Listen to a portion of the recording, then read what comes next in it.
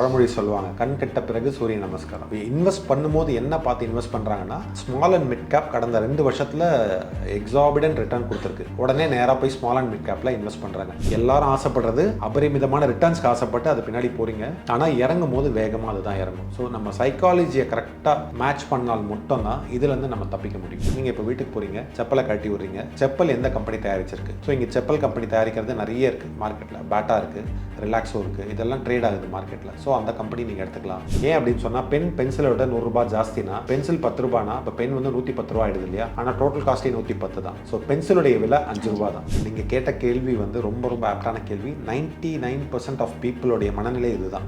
Already இவ்வளோ தூரம் run அப் ஆயிருக்கு, இந்த கம்பெனியில் போட்டோன்னா நம்ம பைசாவும் இதே அளவு ரன் அப் ஆகும்னு சொல்கிறாங்க. எப்போவுமே நீங்கள் பார்த்தீங்கன்னாக்கா ஆல்ரெடி இவ்வளோ ஏறிடுச்சு, அங்கே போய் நீங்கள் போட்டிங்கன்னா திரும்ப அதே மாதிரி ஏறுன்றதுக்கு எந்த விதமான கேரண்டியுமே கிடையாது. வெல்த் பாட்காஸ்ட் தமிழ் நேயர்களுக்கு வணக்கம். ஃபண்டமெண்டல் அனாலிசிஸ் பற்றி நிறைய விஷயங்களை டிஸ்கஸ் பண்ணுறதுக்காக இன்றைக்கி stock market enthusiast Murali sir meet பண்ண வந்திருக்கோம். சார் இன்வைட் பண்ணிட்டு நிகழ்ச்சிக்குள்ளே போகலாம். Hi sir. ஹலோ சார், எப்படி இருக்கீங்க? நல்லா இருக்கேன், நீங்கள் எப்படி இருக்கீங்க? All good sir. சார், நம்ம ஃபண்டமெண்டல் அனாலிசிஸ் பற்றி நிறைய விஷயங்கள் எங்களுக்காக சொல்லி கொடுத்துருக்கீங்க. ஃபஸ்ட்டு ஒரு 2 எபிசோட்ஸ் நம்ம வந்து ஒரு நிறுவனத்தை என்னென்னலாம் பார்க்கணும், ஒரு ஸ்டாக்குக்கு பின்னாடி இருக்கிற கம்பெனிஸ் பற்றி நிறைய விஷயங்கள் நம்ம வந்து டிஸ்கஸ் பண்ணோம். ஸோ ஃபஸ்ட்டு இன்றைக்கி வந்து அப்ரோச் டுவர்ட்ஸ் த மார்க்கெட் வந்து எப்படி இருக்கணும் அதை பற்றி பேசலாம். அண்ட் கரண்ட் சினாரியோஸ் பற்றி உங்ககிட்ட கேட்க நிறைய கொஸ்டின்ஸ் இருக்குது. ஸோ ஃபஸ்ட் அப்ரோச் அதை பற்றி சொல்லுங்கள் சார். லாஸ்ட் எபிசோட்ஸில் பார்த்த மாதிரி நம்ம மார்க்கெட்டை வந்து ஒரு பணம் சம்பாதிக்கிற இடமா நம்ம பார்க்கக்கூடாது. அது ஒரு முதலீடு பண்ணுற இடம். நம்ம சம்பாதிச்ச பணத்தை மார்க்கெட்டில் இன்வெஸ்ட் பண்ணி நம்மளுடைய ஃப்யூச்சருக்கான ஒரு கார்பஸ் ஃபண்ட் நம்ம ரெடி பண்ணுறோம் அப்படின்னு பார்த்தோம். ஸோ அப்போ மார்க்கெட்டுக்குள்ளே வரக்கூடிய அப்ரோச் எப்படியா இருக்கணும்னாக்கா, நம்ம ஒரு இன்வெஸ்டர் இல்லைனா ஒரு கம்பெனியோடைய ஓனராக நம்ம மாறுறதுக்கான அப்ரோச்சாக இருக்கணும். ஸோ நீங்கள் ஒரு கம்பெனியில் ஒரு ஸ்டாக் வாங்கிட்டீங்கனாலே அந்த கம்பெனியோடைய ஒரு குறிப்பிட்ட பகுதிக்கு நீங்கள் தான் ஓனர். ஸோ இந்த ஒரு ஆட்டிடியூடோடு தான் நீங்கள் மார்க்கெட்டுக்குள்ளே வரணும். ஸோ நீங்கள் பணம் சம்பாதிக்கிறதுக்கான வழிகள் எல்லாம், நீங்கள் ஒரு பிஸ்னஸ் பண்ணலாம், இல்லைனா ஒரு வேலைக்கு போகலாம். அது மூலமாக வர இன்கம் எல்லாமே ஆக்டிவ் இன்கம்ன்றதை நம்ம பார்த்தோம். அதில் ஒரு போர்ஷன் நீங்கள் சேவிங்ஸ்க்கு எடுத்து வைப்பீங்க. இந்த எடுத்து வைக்கிற ஒரு போர்ஷனில் ஒரு குறிப்பிட்ட பகுதியை நீங்கள் ஸ்டாக் மார்க்கெட்டில் இன்வெஸ்ட் பண்ணுறீங்க. இன்வெஸ்டிங் சொல்லும் போதே ஒரு கம்பெனியை நீங்கள் வாங்குறீங்க. கம்பெனியை வாங்கும்போது யூ பிகம் அ ஓனர். இதுதான் இந்த மார்க்கெட்டுக்குள்ளே வரதுக்கான ஆட்டிடியூட் அண்ட் அப்ரோச். இதுதான் சரி. இந்த பர்டிகுலராக இந்த அப்ரோச் பற்றி எதனால் கேட்டிருந்தோம் அப்படின்னா, ரீசெண்டாக வந்து இந்த ஒரு டவுன் ட்ரெண்ட் சார். அந்த டைம் வந்து நீங்களுமே பார்த்துருப்பீங்க, நிறைய பேர் வந்து பேனிக் ஆகிட்டாங்க, என்ன பண்ணோம் அப்படின்னு தெரியலை. அப்போ தான் நிறைய பேர் தேடுறாங்க, இது நான் பண்ணது கரெக்டாக, நான் பண்ணது தப்பா அப்படின்னு சொல்லி. அந்த மாதிரி ஒரு சுச்சுவேஷன்ஸில் அவங்க போயிடக்கூடாதுன்றதுனால தான் நம்ம ஃபண்டமெண்டல் அனாலிசிஸ் பற்றி இவ்வளோ டீட்டெயிலாக பேசுகிறோம். பர்டிகுலராக ஸ்மால் கேப் அதை எடுத்துக்கிட்டோம் அப்படின்னா நிறையவே வந்து டவுன் ஆகியிருக்கு. ஆனால் நம்ம ரிசர்ச் பார்த்தோம்னா நிறைய பேர் ஸ்மால் அண்ட் மிட் கேப்பில் தான் வந்து இன்வெஸ்ட் பண்ணியிருக்காங்க, ஏன்னா ரிட்டர்ன்ஸ். ஸோ இந்த ஒரு அப்ரோச் எப்படி பார்க்குறீங்க? ஒரு ரைட்டான அப்ரோச் இது? நீங்கள் சொல்கிறது ரொம்ப ஆப்டான பாயிண்ட் தான். ஒரு பழமொழி சொல்லுவாங்க, கண் கெட்ட பிறகு சூரிய நமஸ்காரம். இன்வெஸ்ட் பண்ணும்போது என்ன பார்த்து இன்வெஸ்ட் பண்ணுறாங்கன்னா, ஸ்மால் அண்ட் மிட் கேப் கடந்த 2 வருஷத்தில் எக்ஸாபிடன்ட் ரிட்டர்ன் கொடுத்துருக்கு. உடனே நேராக போய் ஸ்மால் அண்ட் மிட் கேப்பில் இன்வெஸ்ட் பண்ணுறாங்க. ஸ்மால் அண்ட் மிட் கேப்ன்றது ஒரு கம்பெனி தான். ஸ்மால் அண்ட் மிட் கேப்ன்றது ஒரு செக்மெண்ட். அதுக்குள்ளேயும் கம்பெனி சேர்ங்குது. மார்க்கெட் கேபிடலைசேஷன் சொல்லுவாங்க. மார்க்கெட் கேபிடலைசேஷனை வச்சு தான் லார்ஜ் கேப்பா, மிட் கேப்பா, ஸ்மால் கேப்பான்றதை பிரிக்கிறாங்க. ஸோ யூஸ்வலாக லார்ஜ் கேப் கம்பெனிஸில் உங்களுக்கு ரிட்டர்ன்ஸ் வந்து கம்மியாக இருக்கும். பட் அதே சமயத்தில் அது மார்க்கெட் இந்த மாதிரி சரியறதை நம்ம பார்த்தோம். நேற்று, முந்தானேற்று, இன்றைக்கி மார்க்கெட் சரியறதை பார்த்தோம் இல்லையா? இப்போ இறங்கும் போது வேகமாக இறங்காது, அதே மாதிரி ஏறும் போதும் வேகமாக ஏறாது. ஆனால் உங்களுடைய பிரின்சிபலுக்கு ஒரு செக்யூரிட்டி அந்த லார்ஜ் கேப்ஸ் கொடுக்கும். ஆனால் மிட் கேப் அண்ட் ஸ்மால் கேப்பில் அந்த மாதிரியான விஷயங்கள் நடக்காது. மார்க்கெட் ஏதோ ஒரு காரணத்துக்காக இறங்குது, ஏதோ ஒரு போர் நடக்குது. இப்போ ட்ரம்ப் வந்துட்டார், அவர் ஏதோ சில சாங்ஷன்ஸ்லாம் போட போகிறாரு அப்படின்னு தெரிஞ்சாலே மார்க்கெட் இறங்கும். அங்கே வந்து இன்ட்ரெஸ்ட் ரேட்டை வந்து கம்மி பண்ண போகிறாங்கன்னா, இங்கே இருக்கிற எஃப்ஐஎஸ் எல்லாத்தையும் விற்றுட்டு அங்கே எடுத்துகிட்டு போயிடுவாங்க, அமெரிக்காவுக்கே கொண்டு போயிடுவாங்க. ஸோ இந்த மாதிரி விஷயங்கள் நடக்கும்போது என்ன ஆகும்னா, லார்ஜ் கேப்பில் தான் மோஸ்ட்லி எஃப்ஐஎஸ் வச்சுருப்பாங்க. அவங்க இறக்கும் போது இங்கே இருக்கிற மியூச்சுவல் ஃபண்ட்ஸ் போயிட்டு லார்ஜ் கேப்பை வாங்குறதோடைய மிட் கேப்பில் இருக்கிறத விற்று லார்ஜ் கேப்பை வாங்குவாங்க. ஏன்னா ஆல்ரெடி மிட் கேப்பும் ஸ்மால் கேப்பும் நம்ம பார்த்த மாதிரி எக்கச்சக்கமான ரிட்டர்ன்ஸ் கொடுத்துருக்கு. அப்போ ஸ்மால் கேப் மிட் கேப் இறங்குது அப்படின்னு சொன்னால் இது ஓவராலாக ஒரு சைக்காலஜி தான் நம்ம குறிக்குது. எல்லாரும் ஆசைப்படுறது அபரிமிதமான ரிட்டர்ன்ஸ்க்கு ஆசைப்பட்டு அது பின்னாடி போகிறீங்க. ஆனால் இறங்கும் போது வேகமாக அதுதான் இறங்கும். ஸோ நம்ம சைக்காலஜியை கரெக்டாக மேட்ச் பண்ணால் மட்டும்தான் இதுலேருந்து நம்ம தப்பிக்க முடியும். சரி, இப்போது சைக்காலஜியை கரெக்டாக மேட்ச் பண்ணணும் அப்படின்னு சொல்கிறீங்க. ஆனால் இங்கே ஃபண்டமெண்டல் அப்படின்னு வரும்போதே நான் நிறைய விஷயங்கள் தெரிஞ்சுக்க வேண்டியிருக்கு.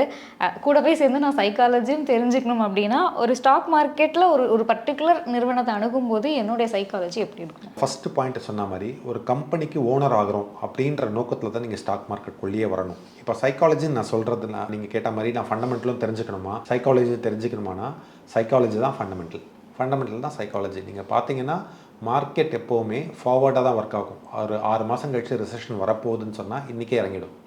அதே மாதிரி 6 மாதம் கழிச்சு ஒரு பூம் வரப்போகுதுன்னா இன்றைக்கே மார்க்கெட் ஏறிடும். ஸோ இதை வந்து நம்ம வந்து ஃபோர்சி பண்ணுற ஒரு விஷயம் தான் நம்ம வளர்த்துக்கணும். மார்க்கெட்டில் இயங்குறது ஃபுல்லாக மனிதர்கள் தான். ஸோ மனிதர்கள் எப்போவுமே வந்து அவருடைய ஒரு பேஸ் மென்டாலிட்டி இருக்கு இல்லையா, ஜெலஸ், க்ரீடு, ஃபியர், இதில் தான் மார்க்கெட் இயங்கும். அவங்க ரொம்ப பயந்தாங்கன்னா விற்றுட்டு எல்லாத்தையும் வெளியில் போயிடுவாங்க. ரொம்ப பேராசைப்பட்டாங்கன்னா இருக்கிற பணத்தெல்லாம் போட்டு மார்க்கெட்டில் வாங்குவாங்க. ஸோ இந்த சைக்காலஜியை கரெக்டாக நம்ம கேப்சர் பண்ணினோன்னா நம்ம இந்த மார்க்கெட்டில் சர்வை பண்ண முடியும். ஆனால் எல்லாத்துக்குமே அடிப்படை ஒரு கம்பெனியோடைய ஏர்னிங்ஸ் தான். கம்பெனி என்ன பண்ணுது, அது ஏர்ன் பண்ணுதா, அந்த ஏர்னிங்ஸ் வளருதா, இதை நம்ம பார்க்கணும். இதுதான் ஃபண்டமெண்டல். இதை பார்த்து நம்ம சரியான விலையில் அந்த கம்பெனிக்கு வேல்யூ இருக்குது, அந்த விலையில் அந்த கம்பெனி நம்ம வாங்கினோன்னா மார்க்கெட் ஷார்ட் டேர்மில் இறங்கினா கூட நம்ம பயப்பட வேண்டாம், இன்னும் கூட நம்ம உள்ளே போய் வாங்கலாம். சரி, இப்போது ஏர்னிங்ஸ் வந்து ரொம்ப முக்கியம். ஒரு நிறுவனத்தோட ஏர்னிங்ஸ் பாருங்கள் அப்படின்னு சொல்கிறீங்க. அந்த மாதிரி பார்க்கணும் அப்படின்னு சர்ச் பண்ணும்போது நிறைய கம்பெனிஸ் இங்கே வரதுனால அங்கே திரும்ப ஒரு கன்ஃபியூஷன் வருது. எந்தெந்த கம்பெனிஸோட ஏர்னிங்ஸை நான் வந்து பார்க்கணும். பர்டிகுலராக இப்போ லார்ஜ் கேப்னு எடுத்தாலும் இல்லை ஸ்மால் கேப்னு எடுத்தாலும் அதுக்குள்ளே எக்கச்சக்கமான கம்பெனிஸ் இருக்குது இல்லையா? ஸோ அதுக்கு உங்களோட ஆன்சர்? இது நம்ம போன வீடியோஸ்லேயே இதுக்கான பதில் நம்ம சொல்லியிருக்கோம். 2 ஸ்கூல் ஆஃப் தாட்ஸ் இருக்குது. நீங்கள் ஒரு கம்பெனியை எடுத்துக்கிறதுக்கு, அனலைஸ் பண்ணி எடுத்துக்கிறதுக்கு. வாரன் பஃபட் வேலை பார்த்தீங்கன்னா ஏல ஆரம்பித்து இசட் வரைக்கும் இருக்கிற எல்லா கம்பெனியும் நீங்கள் அனலைஸ் பண்ணணும். அதுக்கான நேரமும் பொறுமையும் நம்மகிட்ட கிடையாது. நான் இண்டிவிஜுவல் ஸ்டாக்ஸில் தான் இன்வெஸ்ட் பண்ணணும்னு எந்த விதமான கட்டாயமும் யாரும் நம்மளை பண்ணல. நம்ம இண்டெக்ஸ் ஃபண்ட்ஸில் கூட போட்டு நம்மளுடைய கேபிட்டலை வந்து நம்ம வளர்த்துக்க முடியும், நம்மளுடைய முதலீட்டை வளர்த்துக்க முடியும். ஆனால் இண்டிவிஜுவல் ஸ்டாக்ஸ் தான் வாங்கணும் அப்படின்னு விருப்பப்பட்டீங்கன்னா நம்ம ஆல்ரெடி சொன்ன மாதிரி 11th ஸ்டாண்டர்ட் அக்கௌண்டன்சி நீங்கள் படித்து தெரிஞ்சுக்கணும். அப்போ தான் ஒரு நிறுவனத்துடைய profit and loss, balance sheet இதை படித்து என்னன்னு நீங்கள் புரிஞ்சுக்க முடியும். இது பேஸ். இதை வச்சுக்கிட்டிங்கன்னா எப்படி அந்த கம்பெனியை நான் பார்க்குறது, 5000 கம்பெனி ட்ரேட் ஆகுது, இதில் எந்த கம்பெனி நான் எடுக்கிறதுன்னு பார்த்தீங்கன்னா பீட்டர் லிஞ்ச் வேக்கு நம்ம வரலாம். அவர் என்ன சொல்கிறாரு, உங்களை சுற்றி பாருங்கள். நீங்கள் இப்போ வீட்டுக்கு போகிறீங்க, செப்பலை கட்டி விட்றீங்க, செப்பல் எந்த கம்பெனி தயாரிச்சிருக்கு. ஸோ இங்கே செப்பல் கம்பெனி தயாரிக்கிறது நிறைய இருக்குது மார்க்கெட்டில். பேட்டா இருக்குது, ரிலாக்ஸோ இருக்குது, இதெல்லாம் ட்ரேட் ஆகுது மார்க்கெட்டில். ஸோ அந்த கம்பெனி நீங்கள் எடுத்துக்கலாம். அதே மாதிரி உள்ள உங்கள் ட்ராயிங் ரூமில் உட்காடுறீங்க, அங்கே டிவி பார்க்குறீங்க, எந்த ஓடிடி பிளாட்ஃபார்ம் பார்க்குறீங்க, இல்லை எந்த டிடிஹெச் கனெக்ஷன் நீங்கள் பார்க்குறீங்க, ப்ளஸ் அந்த டிவிக்கான ஒயர் வருது, எந்த கம்பெனி அந்த ஒயர் தயாரிக்குது. ஸோ தமிழ்நாட்டில் எலக்ட்ரிசிட்டி கவர்மெண்ட் கொடுக்குது, சில ஸ்டேட்ஸில் ப்ரைவேட், எந்த எனர்ஜி கம்பெனி அந்த எலக்ட்ரிசிட்டியை கொடுக்குது. ஸோ இந்த மாதிரி பார்க்கலாம். கிச்சன் போகிறீங்க, காஃபி, டீ, குக்கிங் ஆயில், ஆட்டா, மைதா இதெல்லாம் வாங்குறீங்க, இது எந்த கம்பெனி தயாரிக்குதுன்னு பார்க்கலாம். பெட்ரூம் போகிறீங்க, உங்கள் லைட்டிங்ஸு, டாய்லெட்ரிஸ் போனீங்கன்னா பேஸ்ட்டு, ப்ரஷ்ஷு, ஷாம்பு, சோப் இதெல்லாம் எந்த கம்பெனி தயாரிக்குதுன்னு பார்க்கலாம். ஸோ இதெல்லாம் நீங்கள் லிஸ்ட் டவுன் பண்ணிங்கனாலே ஒரு 20 கம்பெனி நீங்கள் தேர்த்த முடியும். எந்த கம்பெனி இந்த ப்ராடக்ட்லாம் தயாரிக்குதுன்னு லிஸ்ட் டவுன் பண்ணுங்க. இதை ஒரு லாஸ்ட் எபிசோட்லேயே ஒரு ஹோம்ஒர்க்காக கொடுத்துருந்தோம். யார் யாரெல்லாம் பண்ணீங்களோ உங்களுக்குலாம் ஒரு பெரிய அப்ளாஸ். நீங்கள் லிஸ்ட் டவுன் பண்ணிட்டீங்கன்னா இந்த கம்பெனியோட டேட்டாவை நீங்கள் ஸ்க்ரீனர் அந்த மாதிரி தளங்கள்லேருந்து நீங்கள் எடுக்கலாம். எடுத்துகிட்டு இதில் எந்த கம்பெனி சேல்ஸும் க்ரோ ஆகணும், ப்ராஃபிட்டும் க்ரோ ஆகணும். ஏன்னா சேல்ஸ் இருந்தால்தான் ப்ராஃபிட். சேல்ஸ் க்ரோ ஆகலை, ப்ராஃபிட் மட்டும் க்ரோ ஆகுதுன்னா அதுக்குள்ளே ஒரு சின்ன விஷயங்கள் இருக்குது. அதை பற்றி நம்ம தொடர்ந்து நம்ம பார்க்கலாம்.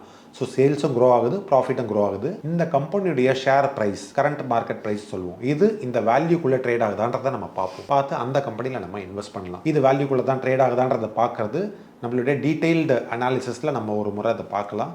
ஸோ இப்போதைக்கு நீங்கள் கம்பெனியை லிஸ்ட் டவுன் பண்ணுறது இது ஒரு ஈஸி மெத்தட். பார்த்துட்டு ஸ்க்ரீனர் இந்த மாதிரி தளங்கள் போகிறீங்க, அங்கே சேல்ஸும் க்ரோ ஆகுதா, ப்ராஃபிட்டும் க்ரோ ஆகுதான்னு பார்க்குறீங்க, அந்த கம்பெனியுடைய ஷேர் என்ன ப்ரைஸில் ட்ரேட் ஆகுது, அந்த மதிப்புக்கு ஈக்குவலான ப்ரைஸான்னு பார்க்குறீங்க, அதில் நீங்கள் இன்வெஸ்ட் பண்ண முடியும். சரி, இப்போ நான் வந்து ஒரு நியூ கம்மர். நீங்கள் சொல்கிற மாதிரி கம்பெனிஸை வந்து ஃபில்டர் பண்ணி அங்கேருந்து டேட்டாஸ் எடுக்கிறத விட எனக்கு எது கன்வீனியண்ட்டாக இருக்குது அப்படின்னா, ஆல்ரெடி இங்கே நிறைய பேர் சொல்கிறாங்க, ஆல்ரெடி இது வந்து டேட்டாஸும் இருக்குது, இது வந்து ஒரு நிறைய ரேலி கொடுத்த ஒரு கம்பெனி, பர்டிகுலராக நம்ம ஸ்மால் கேப் எடுத்துக்கிட்டோம்னா அதுதான் அங்கே வந்து நடந்துகிட்ருக்கு இல்லையா. என்னோட அப்ரோச் வந்து இதான் ஆல்ரெடி இங்கே ப்ரூவன் ஆகிருக்குல்ல, நான் இதிலே போய் பண்ணிக்கிறேனே அப்படிங்கிற மாதிரி தான் என்னோடய சைக்காலஜி இருக்குது. இங்கே நான் என்ன மாதிரி மிஸ்டேக்ஸ் பண்ணுறதுக்கான வாய்ப்புகள் இருக்குது? நீங்கள் கேட்ட கேள்வி வந்து ரொம்ப ரொம்ப ஆப்டான கேள்வி. 99% ஆஃப் பீப்புளோடைய மனநிலை இதுதான். ஆல்ரெடி இவ்வளோ தூரம் ரன்னப் ஆகிருக்கு, இந்த கம்பெனியில் போட்டோன்னா நம்ம பைசாவும் இதே அளவு ரன்னப் ஆகும்னு சொல்கிறாங்க. எப்போவுமே நீங்கள் பார்த்தீங்கன்னாக்கா ஆல்ரெடி இவ்வளோ ஏறிடுச்சு, அங்கே போய் நீங்கள் போட்டிங்கன்னா திரும்ப அதே மாதிரி ஏறுன்றதுக்கு எந்த விதமான கேரண்டியுமே கிடையாது. நிறைய பேர் ஸ்மால் கேப் மிட் கேப்பில் போகிற காரணம் அதோடைய வளர்ச்சி அபரிமிதமாக இருக்கும். உதாரணமாக ஒரு 100 crores சேல்ஸ் இருக்குது, இல்லை 100 crores ப்ராஃபிட் பண்ணுதுன்னா அது ஒரு 20% 30% வளர்ந்தா கூட வளரத்துக்கான வாய்ப்பு இருக்குது. இதே வந்து ஒரு 10,000 crores ப்ராஃபிட் பண்ணுற கம்பெனி இருக்குது, லார்ஜ் கேப் கம்பெனிஸ், அது இதே 20% வளராது. ஆனால் அது ஸ்டேபிளான கம்பெனியாக இருக்கும். ஸ்மால் கேப் மிட் கேப் பொறுத்த வரைக்கும் உங்களுக்கு எவ்வளோக்கு எவ்வளோ ஆல்ரெடி வளர்ந்துருச்சோ திரும்ப அதே அளவுக்கு வளரும்ன்ற கேரண்டி இல்லாததுனால நீங்கள் போய் போட்ட பிறகு எவ்வளோ வளர்ந்ததோ அதில் பாதி இறங்கிறதுக்கான வாய்ப்புமே இருக்குது. ஸோ நீங்கள் யாரோ ஒருத்தர் சொல்லிட்டாங்க அதனால் நான் அந்த கம்பெனியை போய் வாங்குறேன்னு சொன்னீங்கன்னா இது ஒரு மேஜர் ஹியூமன் சைக்காலஜியில் இது ஒரு பாடம்னு நம்ம சொல்லலாம். நமக்கு எப்போவுமே நம்ம பணம் நம்ம தான் ஹேண்டில் பண்ணணும். ஆனால் இன்னொருத்தர் சொன்னார் நம்ம பணத்தை போய் போடும்போதே அதில் தவறாயிடுச்சுன்னா நமக்கு ப்ளேம் பண்ண ஒரு ஆள் வேணும். இல்லை நான் பண்ணலை, அவர் சொன்னார் அதனால் இந்த மாதிரி பண்ணிட்டேன் அப்படின்னு ப்ளேம் பண்ண ஒரு ஆள் வேணும். இது ஒரு ப்ளேமிங் மென்டாலிட்டி. ஸ்டாக் மார்க்கெட்டுக்குள்ளே வர நிறைய பேருக்கு இதுதான் இருக்குது. ஃபேஸ்புக்கில் யாரோ சொல்கிறாங்க, ட்விட்டரில் யாரோ இந்த கம்பெனியை பற்றி போட்டிருக்காங்க, அவங்க அனலைஸ் பண்ணிட்டாங்க. அவங்க அனலைஸ் பண்ணுறது அவங்களுடைய ஃபினான்ஸ்க்காக, நீங்கள் தனியாக உங்களுக்கு அனலைஸ் பண்ணுறது உங்களுடைய ஃபினான்ஸ்க்காக. உங்களுடைய நோக்கமும் அவருடைய நோக்கமும் ஒரே நோக்கம் கிடையாது.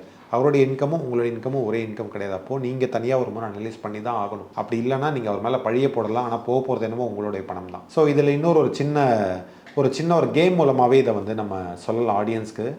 இப்போ நான் ஒரு 5 முறை ஒரு காயின் டாஸ் பண்ணிட்டேன். ஒரு டாஸ் பண்ணதில் 5 முறையும் ஹெட்ஸ் தான் விழுந்திருக்கு.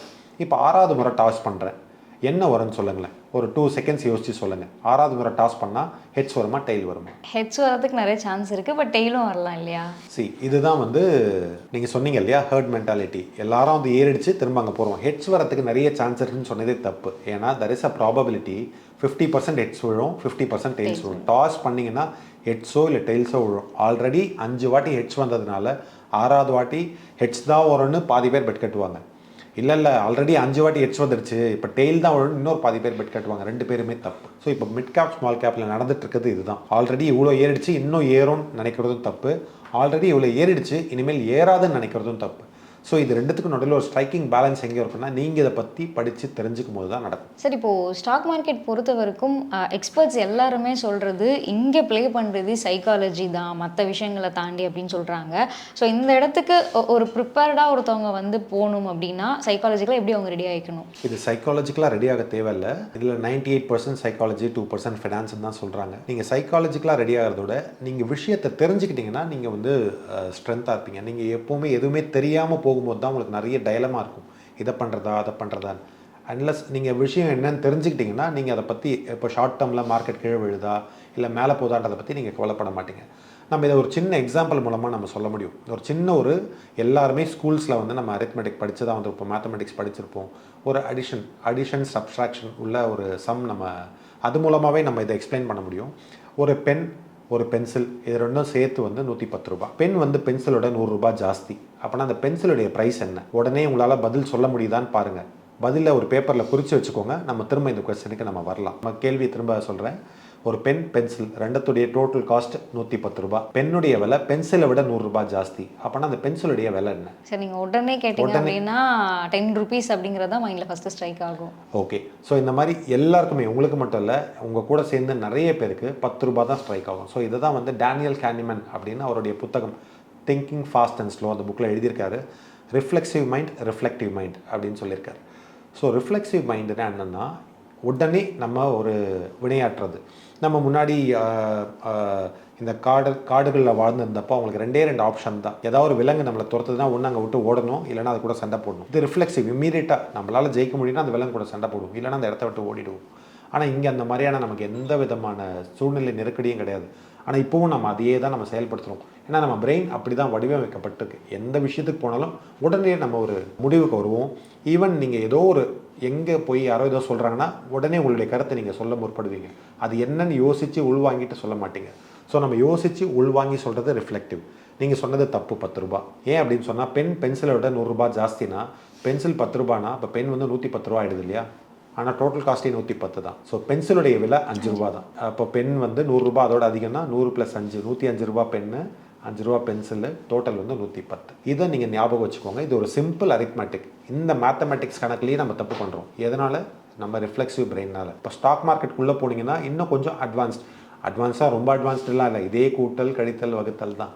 அதை நம்ம பார்க்கும்போது நம்ம பொறுமையாக நிதானமாக ஆராய்ஞ்சு பார்க்காம நம்ம இன்வெஸ்ட்மெண்ட்டை போட்டோன்னா நம்ம பணத்தை இழக்கிறதுக்கான வாய்ப்பு இருக்குது.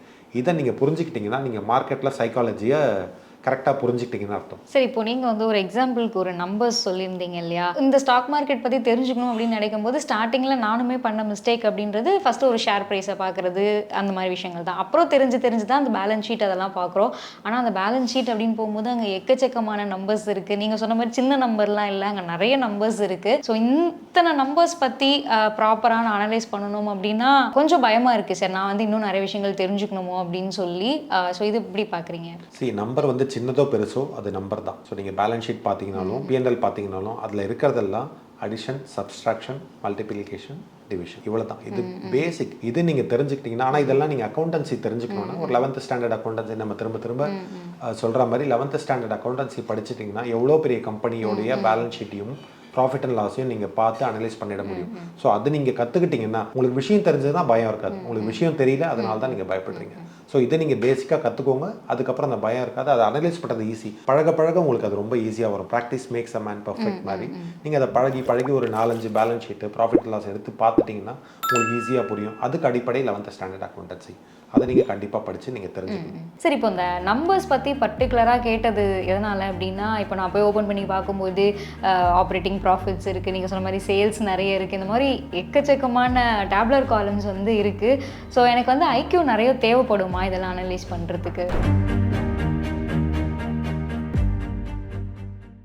இந்த வீடியோ உங்களுக்கு பிடிச்சிருந்தா லைக் பண்ணுங்கள், ஷேர் பண்ணுங்கள், கமெண்ட் பண்ணுங்கள். மறக்காமல் வெல்த் பாட்காஸ்ட் தமிழை சப்ஸ்கிரைப் பண்ணுங்கள்.